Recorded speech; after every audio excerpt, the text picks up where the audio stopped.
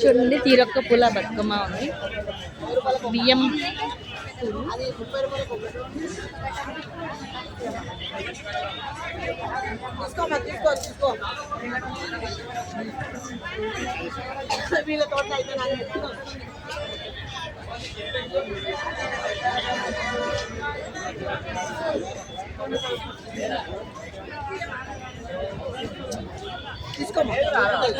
మిమ్మల్ని తీయట్లేదు.